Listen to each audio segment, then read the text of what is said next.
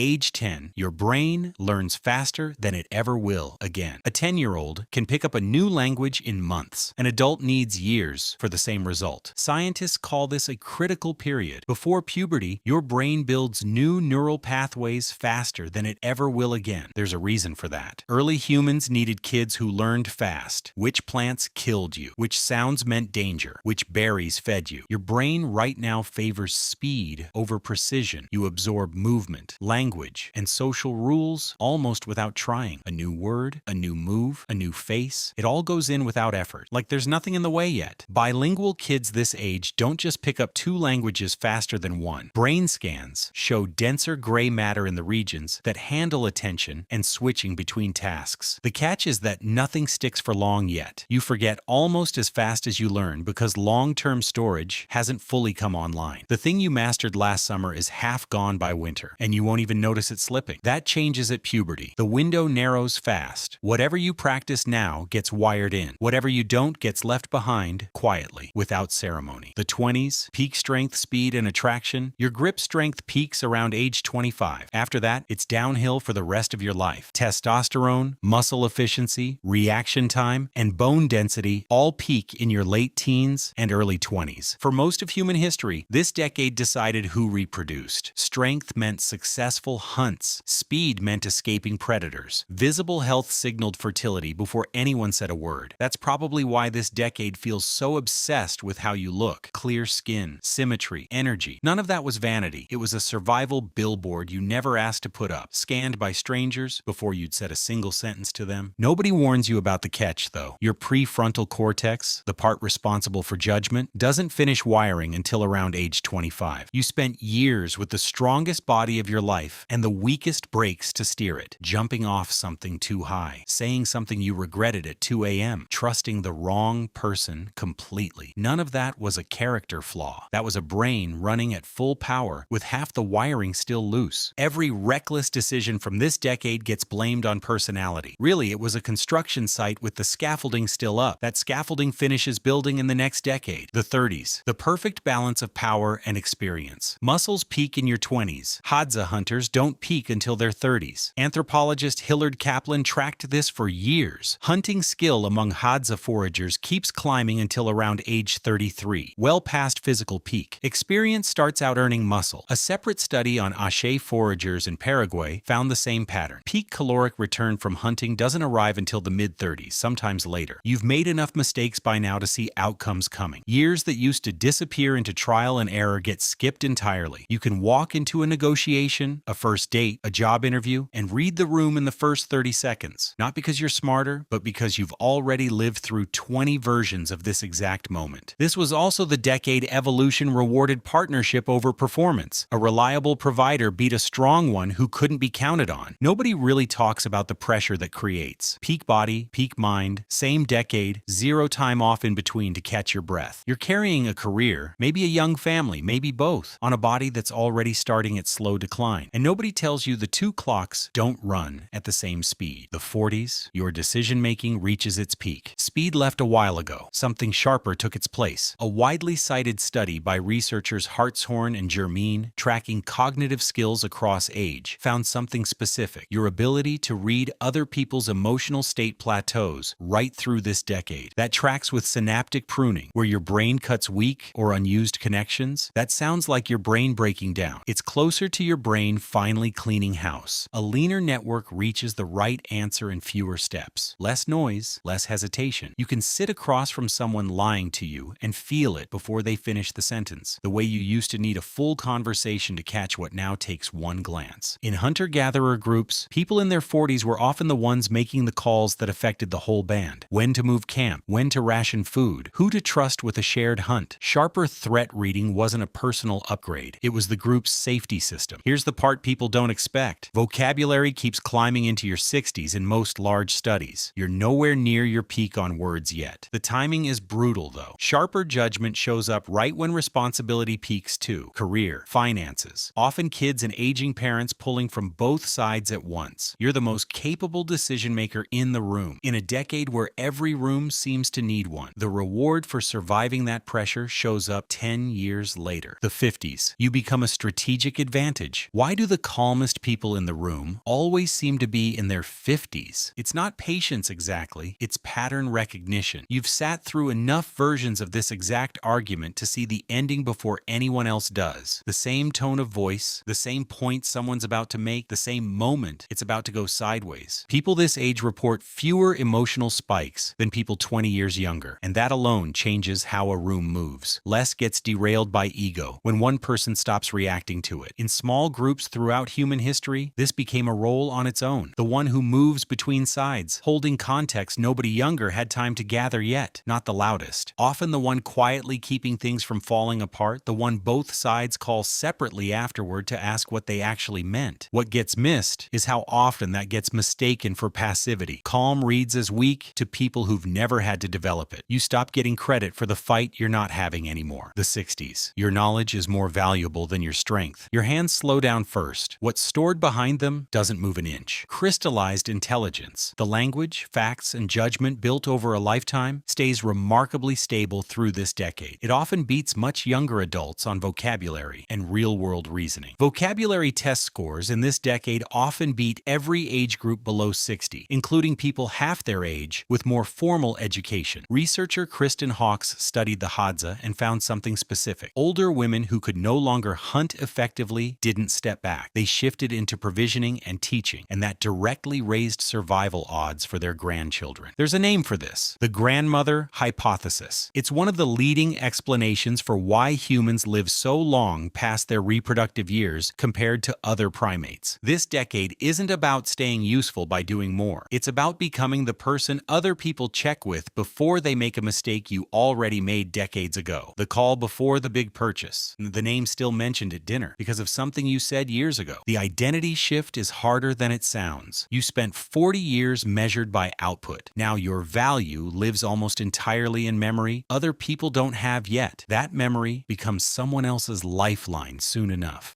The 70s. The grandparent superpower.